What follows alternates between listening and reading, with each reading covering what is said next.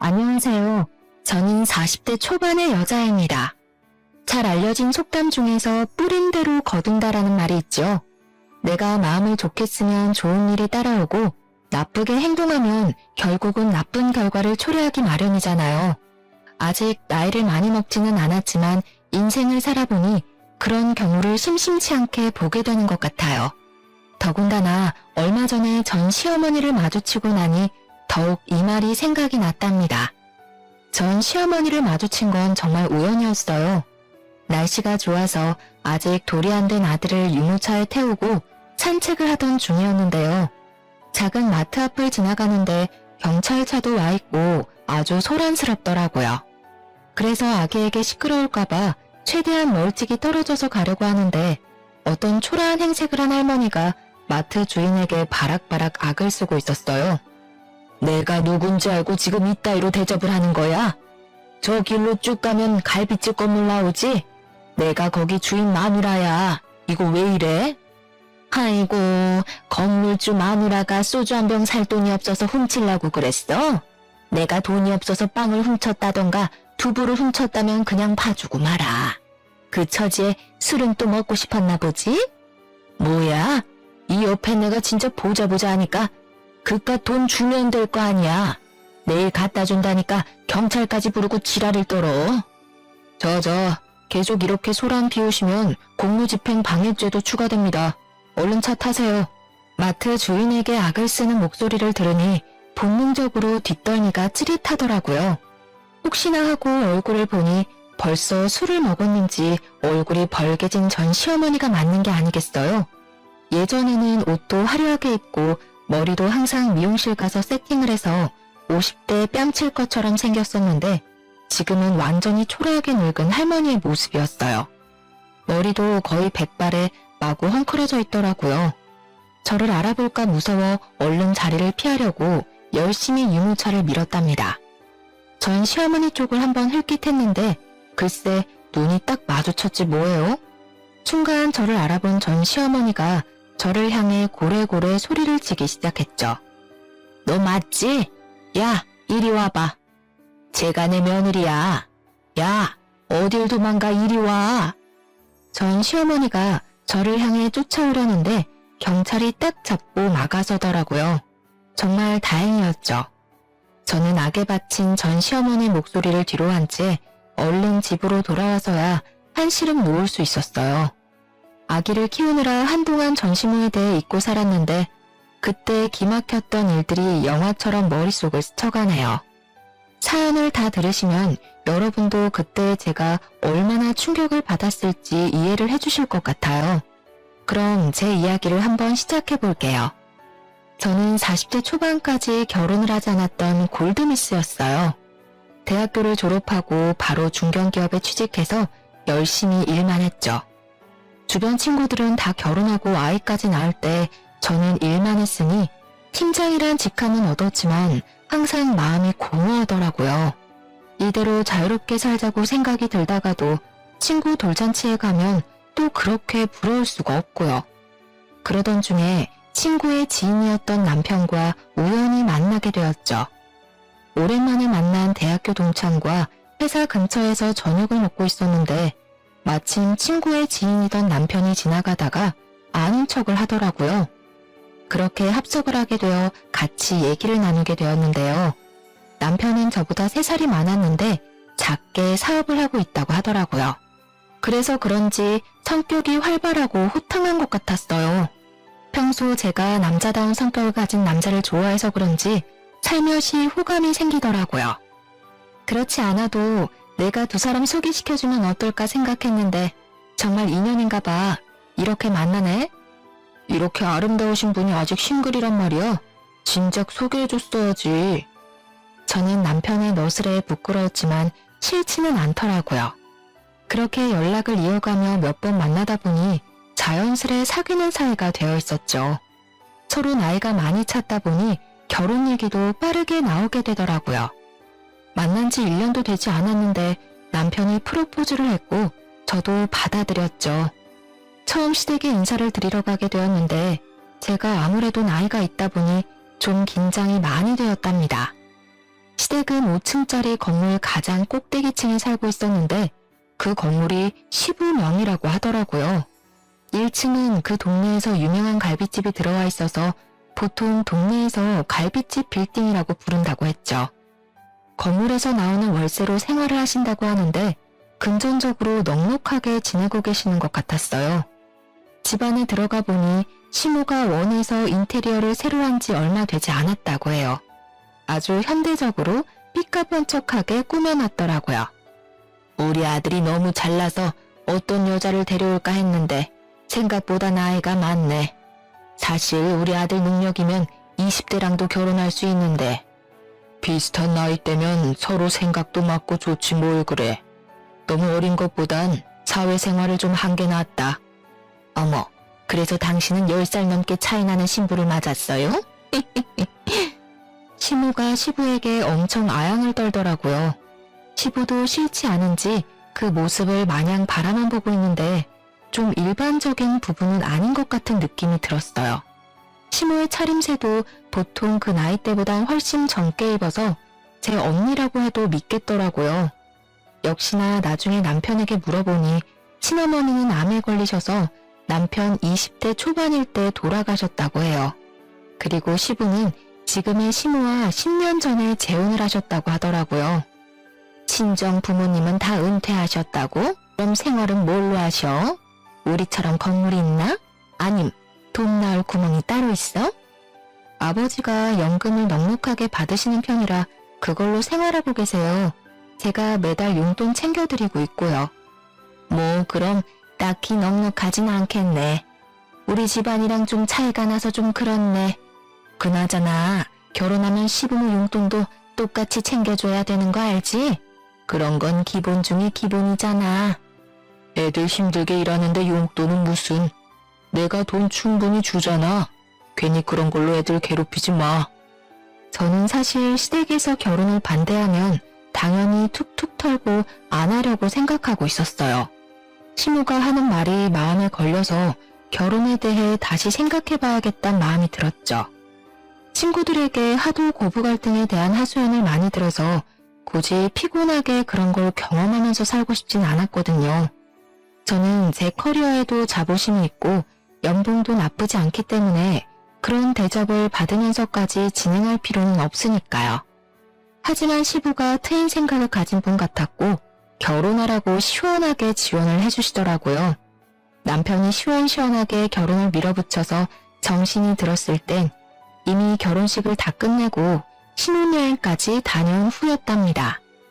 결혼을 했다고 해도 일은 놓고 싶지 않았기에 회사는 계속 다니고 있었죠.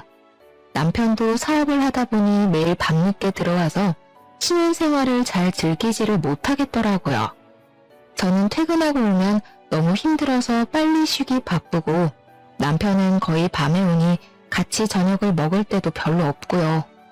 이런 게 결혼인가 싶고 오히려 연애할 때보다 더 외로운 기분이 들기도 했죠. 다 잡아둔 물고기라고 생각을 하는지 연애할 때는 그렇게 연락도 자주 하더니 이제는 늦게 들어와도 연락 한 통 없었어요. 저도 서운함이 계속 쌓여가니 서로 서먹해진 상황에서 어느 날 남편이 출근 전에 이런 말을 하는 거예요. 근데 우리 나이도 있는데 아기를 먼저 가져야 되지 않아? 나는 나를 닮은 애를 꼭 갖고 싶거든. 그런 말을 전혀 안 하다가 갑자기 들으니 당황스럽긴 한데 난 사실 회사 일도 바쁘고 나이 때문에 아이가 금방 찾아오긴 힘들지 않을까 싶어. 만약 시도해봐도 안 되면 난 딩크도 생각한 적 있긴 하거든. 딩크? 말도 안 되는 소리 하지 마. 결혼했으면 무조건 한 명이라도 아이는 낳아야지. 당신 일이야. 아이 낳고 다시 해도 되잖아. 지금 뭐가 급한지 몰라? 저도 저를 빼닮은 아기를 갖고 싶었고 남편이 너무나도 아이를 원했기 때문에 열심히 노력해 보기로 했어요. 친정엄마가 임신이 잘 되는 한약도 지어다 주셔서 빼놓지 않고 먹었죠. 몸이 건강해야 한다고 해서 평소에 운동도 싫어했지만 요가 수업도 듣기 시작했답니다. 저는 제 나름대로 노력을 하고 있는데 먼저 임신 계획하자던 남편은 무슨 생각인지 전혀 협조를 안 하더라고요.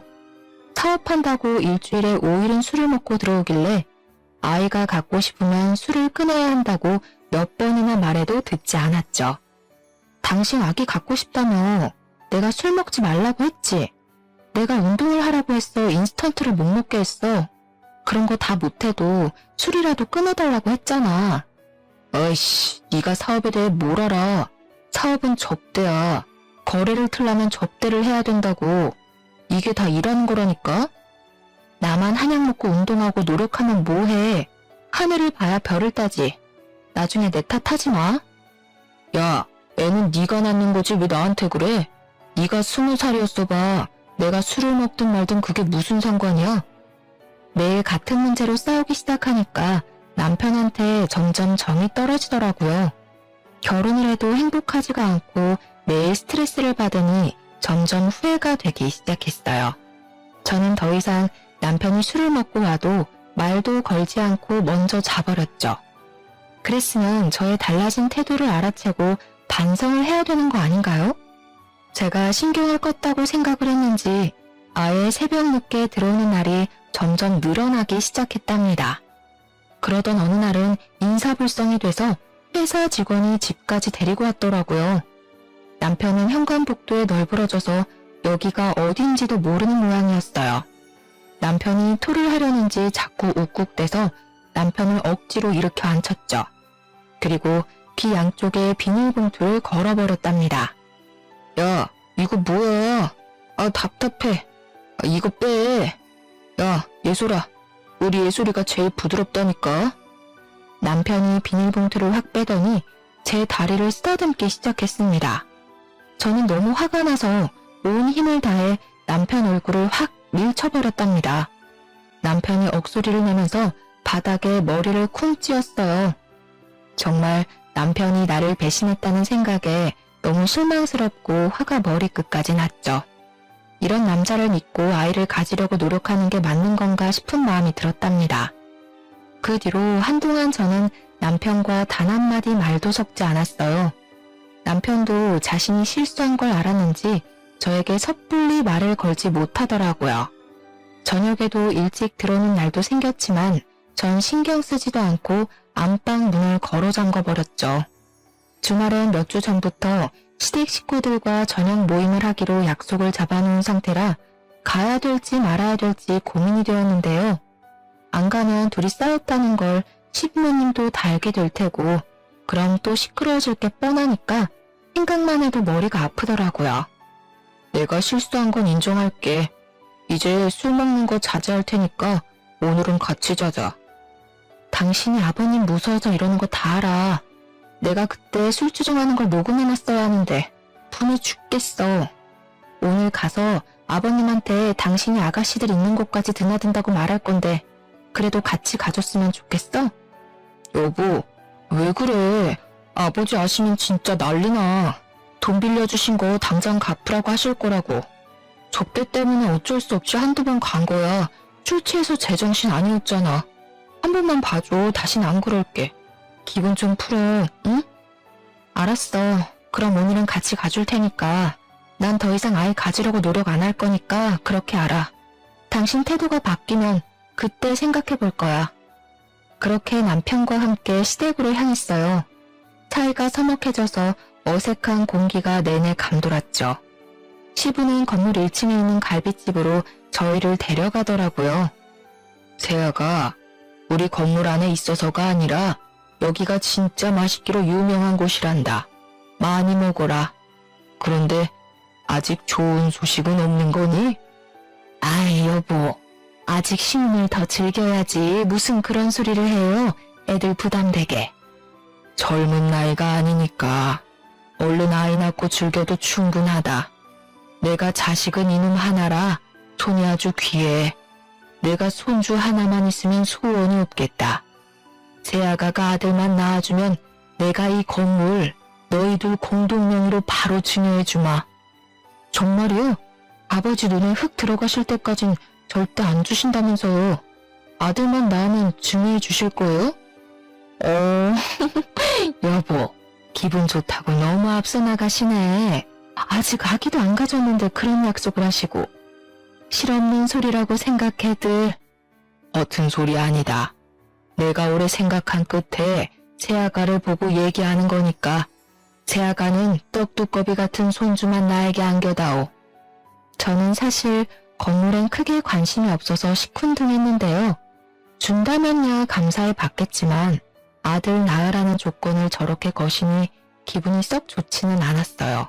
저는 제 나름대로 돈도 잘 벌고 있고 제 힘으로도 충분히 나중에 우리 힘으로 집도 장만할 수 있을 거라는 자신감이 있었거든요. 하지만 남편은 그 말을 듣고 얼굴에 광채가 돌더라고요. 그동안 어지간히 아버지 건물을 받고 싶었던 모양이었어요. 느낌이 싸해서 시모 쪽을 돌아봤는데 저를 찌려보고 있다가 얼른 시선을 거두더라고요. 시모는 밥을 먹는 내내 말도 한마디도 안 하고 굉장히 기분이 나빠 보였죠. 그 일이 있고 몇 주 정도 흘렀을 때였어요. 회사에 있는데 뜬금없이 시모가 전화를 했더라고요. 전에 저녁 식사하기 전까진 거의 매일 아침마다 이상한 건강 관련 메시지나 쓸데없는 동영상을 보내와서 스트레스를 받고 있었는데요. 요즘은 통 연락이 없길래 굉장히 편했는데 전화가 오니 살짝 당황스러웠죠. 곧 퇴근 시간 아니니? 집에 몇 시에 도착하니? 내가 기니 할 말이 있으니까 집으로 가마. 오늘 저녁이요? 일이 밀려서 좀 늦게 퇴근할 것 같은데 어떡하죠? 미리 연락을 주시면 좋았을 텐데요. 며느리인 네가 시어머니 내 시간에 맞춰야지 내가 네 뒷공문이 쫓아다니리? 잔말 말고 일찍 퇴근해서 집으로 와. 난 벌써 니네 아파트 근처에서 기다리고 있으니까. 널 보면 한 번에 내내 한 적이 없어 아주. 저는 어쩔 수 없이 일찍 퇴근해서 집으로 달려갔어요. 시모는 못마땅한 얼굴로 현관문 앞에 서 있더라고요. 비밀번호는 절대 알려주고 싶지 않아서 조금만 기다리라고 했더니 그게 마음에 안 든 눈치였답니다. 부랴부랴 가방을 내려놓고 소파에 앉아있는 시모한테 주스를 건네주고 옆자리에 앉았죠. 무슨 급한 일이라도 있으세요? 하실 말씀이 뭐예요? 아니 그냥 뭐 이거 좀 전해주고 안부도 묻고 하려고 왔지. 자, 이거 받아라. 네가 일을 많이 하는 것 같아서 내가 내 보약 지으면서 한 첩 같이 지었어. 매일 빠뜨리지 말고 먹거라. 안 그러셔도 되는데. 네, 감사합니다. 근데 너희 아기 가지려고 노력은 하고 있니? 낳을 생각이 확실히 있는 거고 요즘 둘 다 너무 바빠서 딱히 노력할 시간이 없긴 하네요. 아버님께서 뭐라고 하세요? 아니 그게 아니고 사실 나는 아기 안 가져도 괜찮겠다는 생각이 들어서 말이야. 네가 사실 아기 가지기가 좀 힘든 나이 아니니? 너무 스트레스 받지 말라 이거지. 요즘 젊은 사람들은 아이 안 갖고 둘이서 재밌게 사는 사람들도 많더라. 아, 네. 근데 재우씨가 아이를 너무 원하긴 해서요. 저도 한 명은 낳고 싶어서 생기면 축복이죠. 재우야 그렇다 쳐도 너도 속이 훤히 보인다. 너도 건물이 받고 싶긴 한가 보구나. 그거 아버님이 그냥 하신 말씀이니까 흘려들어. 요즘 시대에 너처럼 자기 일하면서 사는 게 좋은 거야. 아기 가지면 회사도 관둬야 되지 않니? 여러모로 잘 생각을 해봐라. 시모는 쌀쌀맞게 말을 끝내고는 바쁘다면서 횡하고 가버리더라고요.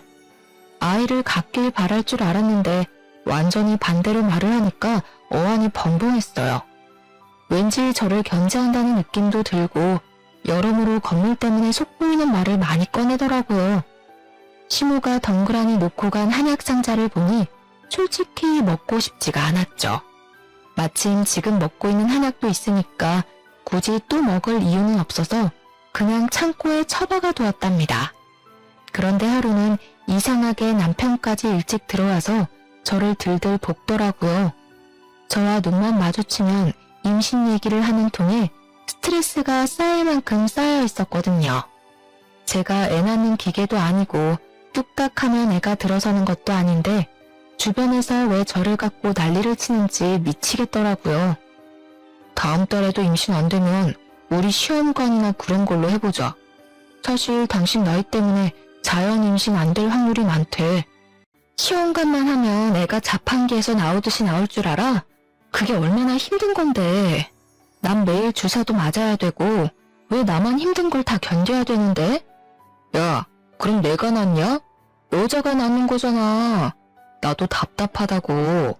에이, 이럴 줄 알았으면 어린애랑 결혼하는 건데 아버지가 갑자기 그런 걸로 건물 준다고 할 줄 누가 알았냐고. 지금 그 건물 받으려고 이 난리를 치는 거야? 아기를 무슨 돈 버는 수단으로 생각하니? 당신은 막상 아기 낳으면 똥기저귀 한 번 안 갖다 버릴 위인이야. 나야말로 당신이 이렇게 임신으로 나 스트레스 줄 줄 알았으면 절대 결혼 안 했어. 이게 보자 하니까 너 말 다 했어? 아, 이래서 나이 어린애랑 결혼했어야 돼. 나이 많은 것들은 머리에 든 것만 많아서 허구한 날 꼬치꼬치 따지기나 하고. 그럼 시험관 안 하겠다 이거지? 그럼 다음 달에도 임신 못하면 당신 그냥 다니는 회사 때려치고 집에서 쉬면서 몸 관리나 해. 뭐? 진짜 말 다 했어? 당신이 뭔데 회사를 관두라 말아야. 난 임신 안 하면 안 했지. 회사는 포기 못하니까 꿈 깨셔? 서로 언성이 높아지고 분위기가 점점 험악해져 가기만 했어요. 갑자기 남편이 악소리를 지르면서 식탁 의자들을 다 던져버리더니 쓰레기통을 발로 차서 거실에 확 던져버리는 게 아니겠어요. 거실 바닥이 쓰레기로 난장판이 되어버렸어요. 저는 너무 화가 나니까 머리가 띵해지더라고요. 남편을 죽어라 노려보니까 남편도 씩씩대며 지지 않고 쳐다보더라고요. 저는 주방 싱크대로 달려가서 모아두었던 음식물 쓰레기 봉투를 남편에게 확 던져버렸답니다. 봉투가 찢어지면서 남편의 티셔츠와 바지가 쓰레기 범벅이 되어 뚝뚝 떨어졌죠. 야, 이게 진짜? 냄새. 너 진짜 미쳤어? 당장 닦아 얼른. 너는 쓰레기 던져도 되고 나는 왜 안 돼? 마음 같아선 네 그 머릿속에 든 쓰레기 좀 싹 다 버리고 싶다. 어쩌면 그렇게 쓰레기 같은 생각만 하고 사냐? 저는 남편에게 쏘아붙이고 가방을 챙겨서 집을 나와버렸답니다.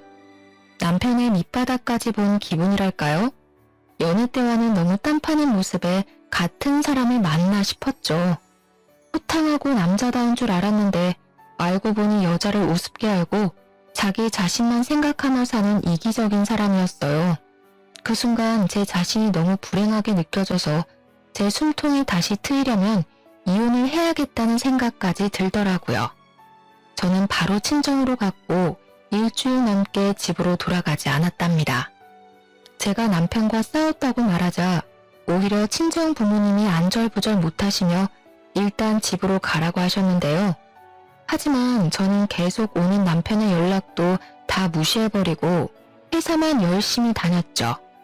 웬일인지 몸이 축축 처지고 밥도 잘 안 들어가는 날이 많아졌어요. 저는 남편 때문에 스트레스를 많이 받아서 컨디션이 안 좋아졌다고만 생각했죠.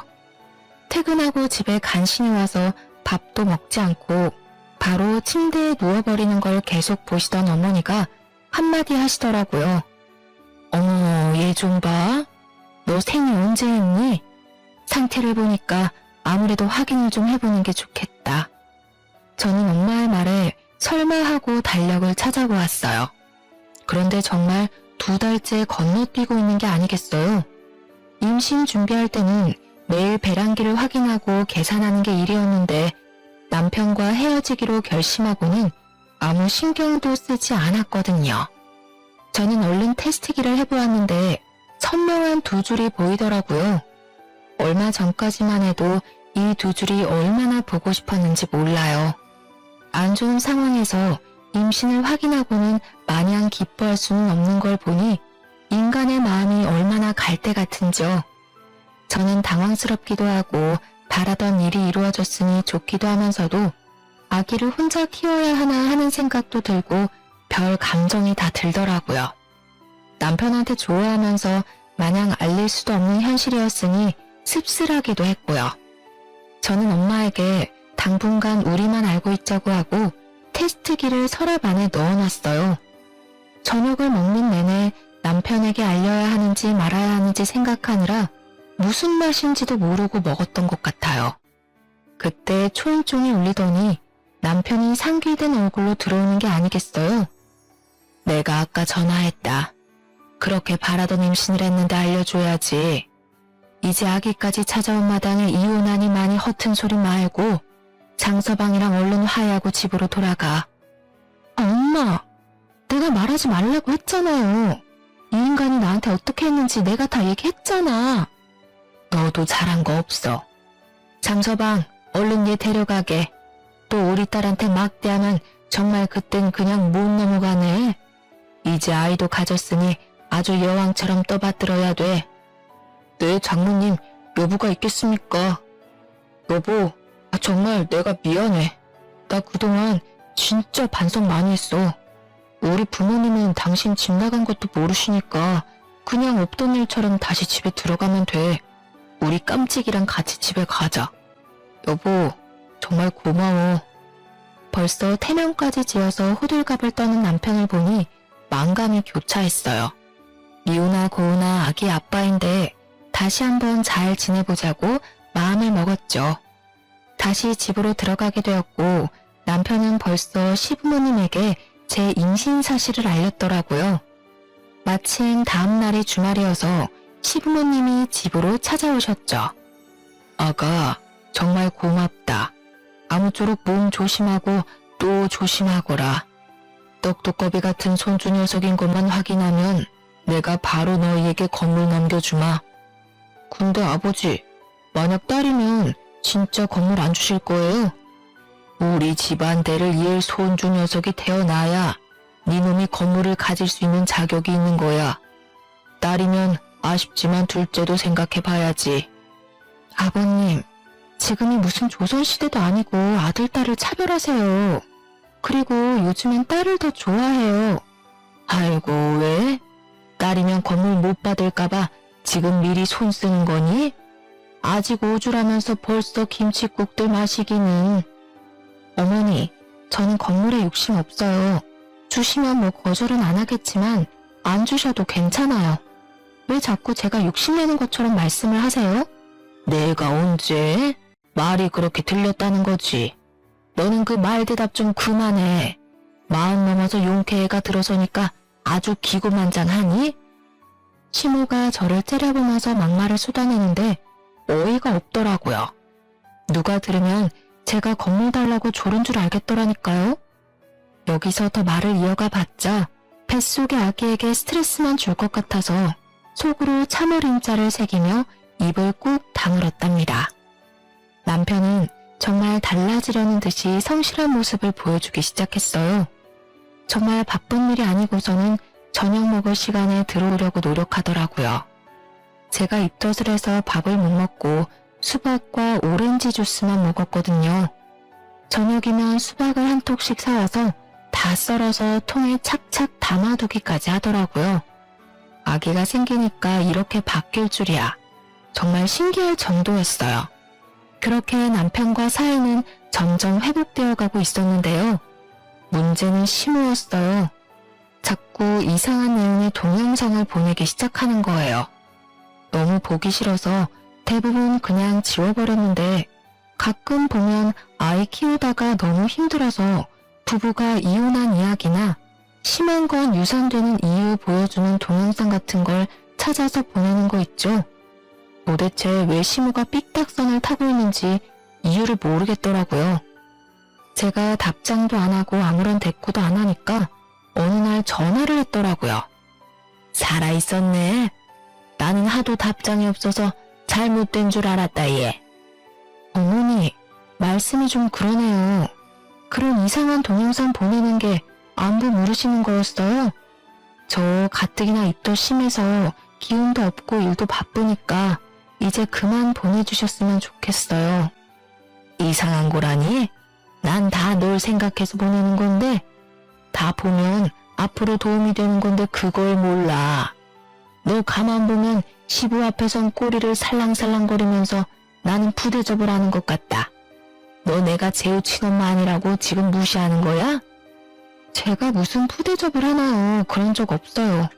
어머니야말로 저 임신한 거 별로 달갑지가 않으신가 봐요? 뭐? 그게 무슨 벼락 맞을 소리야? 내가 얼마나 기쁘고 축복해주고 있는데. 그딴 소리 들으니 기가 막히다. 내가 오늘 아기 신발도 사주려고 만나자고 전화한 거야. 오늘 퇴근하고 네 회사 근처 백화점에서 좀 보자. 아, 제가 요즘 몸이 너무 힘들어서요. 죄송한데 다음에 가면 안 될까요? 이거 봐라. 또 나를 무시하지? 내가 말하면 좀 내니 하고 따를 생각을 해야지. 7시에 정문 앞에서 기다릴 거니까 그렇게 알아. 가뜩이나 주스만 먹고 영양해가면서 회사 사람들에게 내색도 못하고 일도 일대로 다 하고 있는데 백화점까지 가려니 너무 힘들었어요. 저는 결국 시어머니를 만나서 백화점 안으로 들어갔죠. 저는 아기용품 매장만 가서 얼른 사고 집에 가고 싶었는데 시어머니가 1층부터 제 팔짱을 딱 끼고 삥삥 돌며 구경을 하는 거예요. 어머님, 저 진짜 너무 몸이 힘들어서 얼른 아기 거 먼저 좀 사러 가면 안 될까요? 예, 백화점에 왔는데 구경을 좀 해야지. 아니, 겉으론 멀쩡해 보이는데 뭐가 힘들다고 그래? 배가 남산만큼 나온 것도 아니면서. 저도 임신이 처음이었지만 시모는 재혼 전에도 한 번도 아이를 가진 적이 없어서 그런지 임신 초기에 얼마나 힘든지 이해를 못하는 것 같았죠. 아기용품 매장이 있는 3층까지 구석구석 삥삥 도는데 정말 주저앉고 싶더라고요.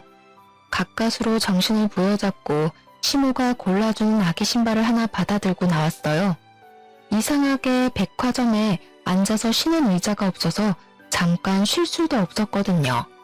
저는 빨리 집에 갈 생각만 하고 있었기에 엘리베이터 쪽으로 걸어갔어요. 시모가 뒤에서 저를 재빠르게 쫓아오더니 팔을 잡더라고요. 아유, 얘 사람이 너무 많아서 한참 기다려야겠다. 너도 힘든데 우리 계단으로 내려가자. 그럼 금방이야. 네? 저 다리가 후들거려서 계단 못 가요, 어머니. 시어머니는 제 말도 듣지 않고 비상구 문을 벌컥 열었고 저를 기다리고 있더라고요. 제가 움직이지 않자 인상을 팍 쓰면서 오라는 손짓을 계속 해댔어요. 예, 빨리 오라고. 사람이 그렇게 많은데 저한테 소리를 삑 지르기까지 하더라고요. 저는 사람들 눈을 피해서 비상구 쪽으로 걸어갈 수밖에 없었어요. 난간을 꼭 잡고 내려가기 시작하는데 시모가 앞서가지 않고 제 뒤에서 따라오는 게 아니겠어요. 저보다 걸음도 훨씬 빠른데 뒤에 떡 버티고 있으니 불편하고 신경이 쓰였답니다. 거의 1층에 도착하자 한시름이 놓여서 잠깐 쉬려고 하는 찰나에 다리가 휘청이면서 난간을 잡을 새도 없이 몸이 앞으로 고꾸라져 버렸답니다. 저는 계단을 대굴대굴 굴러서 바닥으로 떨어졌어요. 제가 잠시 정신을 잃었는지 시모가 소리치는 게 들렸었는데 깨어나 보니 병원 응급실이더라고요. 제 손을 붙잡고 울상이 된 남편의 얼굴이 보이고 뒤쪽으로 시부모님이 서 계셨죠.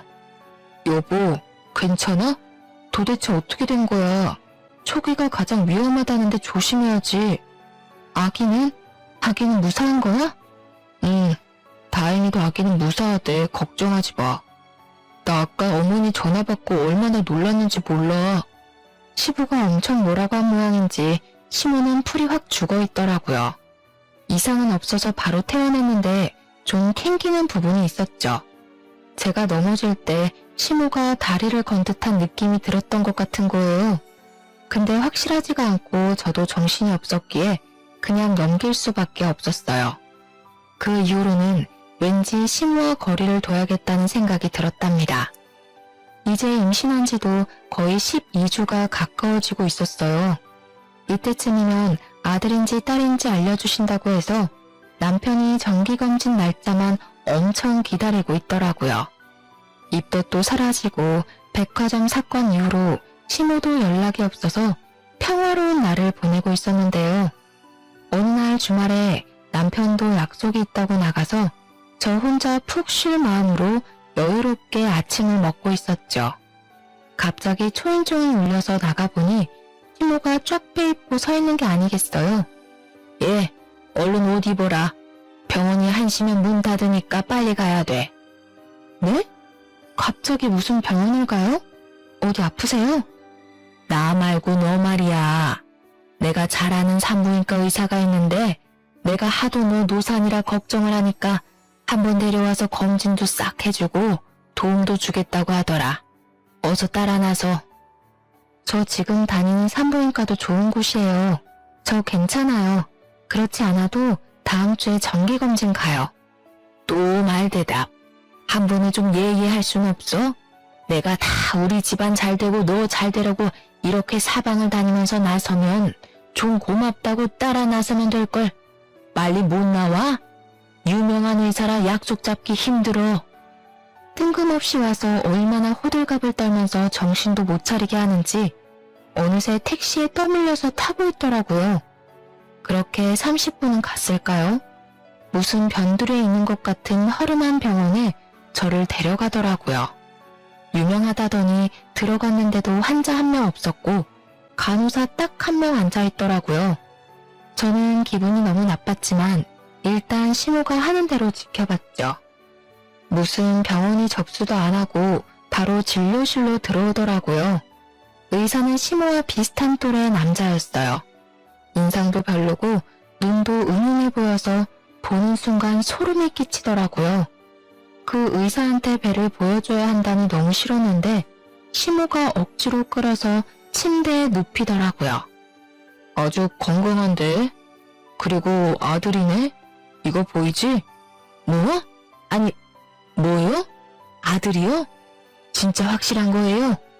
저는 사실 그동안 초음파 사진을 보고 아들이라고 짐작은 하고 있었는데 이렇게 확인을 하게 되었네요. 시모는 아들이라는 소리를 듣고 얼굴이 파래지며 부들거리더라고요. 어머니, 저를 여기 왜 데려오신 거예요? 지금 설마 아들인지 아닌지 그거 확인하러 오신 거예요? 도대체 여기서 무슨 도움을 받으러 온 건데요? 저 지금 굉장히 기분이 나쁘거든요? 저는 의사 손을 팍 쳐버리고 침대에서 내려와 진료실 밖으로 나가버렸어요. 너무 열이 뻗쳐서 정수기에서 냉수를 한참 뽑아 마시고 심호흡을 했죠.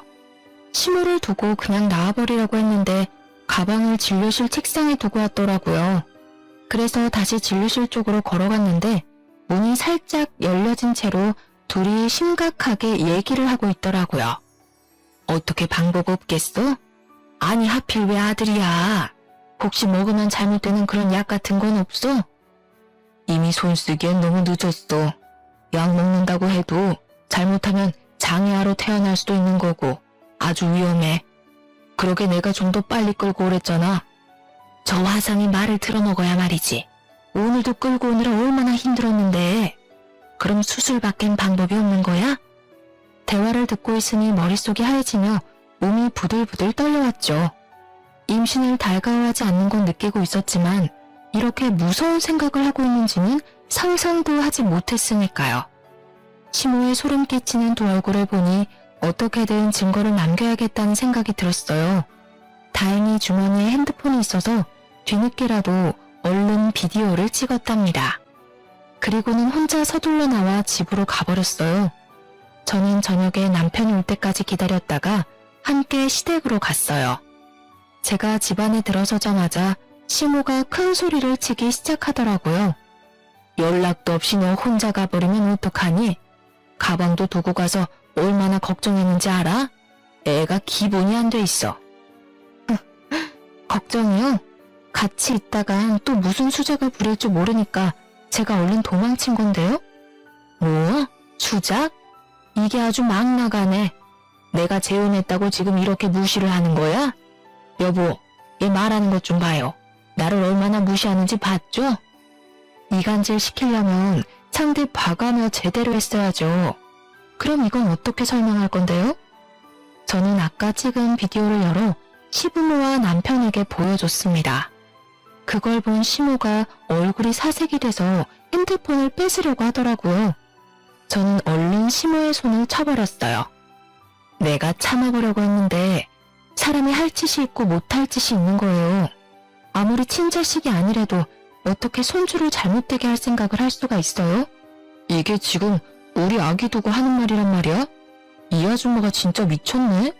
그동안 아버지 생각해서 대우해줬더니 진짜 내 엄마라도 된 것 같아? 아, 딱 알겠네. 이 건물 나한테 넘어갈까봐 이런 짓을 꾸민 거지? 그렇다고 이게 당신께 될 것 같아? 아니, 그게 아니라 오해가 있는 것 같은데 우리 손주 얘기를 한 게 아니라 이 의사가 내 친구인데 다른 환자 얘기를 한 거야. 너는 나한테 물어보지도 않고 이렇게 오해를 하니? 오해요? 일부러 저기까지 끌고 가서 뭔 짓을 하려고 했는지 저 의사 데려다가 물어볼까요? 내가 이걸로 저 의사 고소할 수도 있어요. 그리고 예전에 나한테 준 한약도 몸 차게 만들어서 애 못 갖게 하는 약이었던 거 내가 모를 줄 알았어요. 그냥 넘어가 주니까 누굴 바보로 알아요? 갑자기 심호의 얼굴이 울그락 푸르락 대더니 제 뺨을 세게 내려치는 게 아니겠어요. 저는 너무 놀라서 바닥에 주저앉았어요. 남편이 심호를 확 밀치고 저를 일으켜 안았죠. 이 여자 진짜 미친 거 아니야? 감히 누굴 건드려? 아버지, 왜 이 꼴을 보고도 아무 말이 없으세요? 예? 시부는 아주 침착한 표정으로 소파에 앉아있다가 안방으로 들어가 무슨 서류 봉투를 가져오더라고요. 그러더니 시모의 얼굴에 확 던져버렸죠. 당신 왜 이래요? 이건 또 뭐예요? 시모는 인상을 찡그리며 서류 봉투를 열어보았어요. 봉투 안을 들여다본 시모 얼굴이 순식간에 새하얘져서 말을 더듬기 시작하더라고요. 마치 영라대왕을 본 것 같은 표정이었죠. 시부가 어이가 없다는 듯이 고개를 저으며 시모 손에서 봉투가 거칠게 빼앗아 들었어요. 그리고는 봉투 속에 든 사진들을 시모의 얼굴에 쫙 뿌려버리더라고요. 당황한 시모가 어떻게든 사진을 숨기려고 땅바닥에 엎어져 추한 꼴을 보이기 시작했어요. 남편도 사진 한 장을 뺏어들고 자세히 보고 있길래 저도 사진들을 살펴봤는데 시모가 다른 남자들과 찍은 사진들이었어요. 웃긴 건 한 명이 아니라 다 다른 남자들이더라고요. 그 중에는 기가 막히게도 오늘 봤던 의사의 얼굴도 보였죠. 이 오펜네야, 내가 바보라서 여지껏 속아줬다고 생각하지? 그동안 나 몰래 월세 빼돌려서 그 돈 흥청망청 쓰고 다닌 거 누가 모를 줄 알아? 그걸 알아내다 보니 니년이 이렇게 남자를 돌아가며 만난다는 걸 알게 됐지. 더 할 말 있어? 여보, 월세는 내가 가끔 받아쓰긴 했는데 진짜 몇 번 안 돼요. 다신 안 그럴게요. 한 번만 봐줘요, 네? 이건 다 오해예요. 다 같은 모임 친구들이라고요. 친구들? 너는 친구랑 이런 데도 들어가냐? 네가 내 재산을 빼돌린 것도 모자라 나를 배신해. 거기다가 내 손자한테까지 손을 대려고 해. 너는 내가 봐줄 수가 없어. 돈도 모자라 이 건물까지 탐으려고 감히 내 손주를 건드려? 시모는 화장이 다 번져서 거머진 눈물을 줄줄 흘리며 시부의 다리를 붙잡고 늘어지더라고요. 여보, 제발 한 번만 봐줘요. 지금부터 죽은 듯이 살게요. 제발 버리지만 말아요. 당신 없이 나는 못 살아요. 내가 아니라 내 돈 없이 못 사는 거겠지. 당장 내 집에서 꺼져. 지금 안 나가면 내 손주 건드린 채 톡톡히 물릴 줄 알아. 이게 당신한테 주는 마지막. 시모는 시부의 손에 끌려서 건물 1층 밖까지 쫓겨나갔어요. 창문 밖으로 보니 시모는 건물 앞에 주저앉아서 소리를 지르며 울고 있더라고요. 몇 시간이 지나도 그 앞에 있어서 사람들이 웅성웅성 대기도 했죠. 보다 못한 남편이 경찰에 신고를 했고 경찰과도 한창 실랑이를 하다가 결국은 경찰차를 타고 가면서 마무리가 되었답니다. 그 후로 매일 시모가 건물 앞에 와서 시부를 찾으면서 울어서 영업 방해로 여러 번 경찰이 찾아오기도 하고 소란이 계속되었다고 해요. 시부가 저와 아기의 안전을 위해서 출산 때까진 시댁에 오지 말라고 해서 시모를 그 후로 보진 않았답니다. 시부는 소송을 진행해서 시모한테 돈 한 푼도 주지 않고 이혼할 수 있었어요. 시모는 남은 돈으로 변호사까지 고용해서 어떻게든 재산을 분할받으려고 발악을 했지만 불리한 증거가 너무 많아 통하지 않았죠. 저는 무사히 아들을 순산했고 출생 신고하는 날에 맞춰 시부가 선물처럼 건물을 증여해 주셨답니다. 집안에 분란을 일으키던 시모가 사라지고 아기가 태어나니 웃을 일이 많아지고 평화가 찾아오더라고요. 가족이 모일 때는 일부러라도 시모 얘기는 절대 하지 않았고 저도 육아휴직을 하면서 아기만 열심히 키우다 보니 어느새 시모의 존재 자체가 희미해져 갔었는데요. 우연히 시모를 딱 마주치게 될지 누가 알았겠어요. 시모가 저를 알아보고 쫓아오려고 할 때는 얼마나 놀랐는지 사연을 보내는 지금도 등골이 오싹하답니다. 우리 아들에게 해를 끼치려던 시모가 혹시 우리 아기 얼굴이라도 봤을까봐 치가 떨리는 제 마음을 이해하시나요? 사람이 큰일을 당했으면 잘못을 뉘우치고 정신을 차려야 하는데 아직까지도 시부 건물에 미련을 못 버리고 있으니 기가 찰 뿐입니다.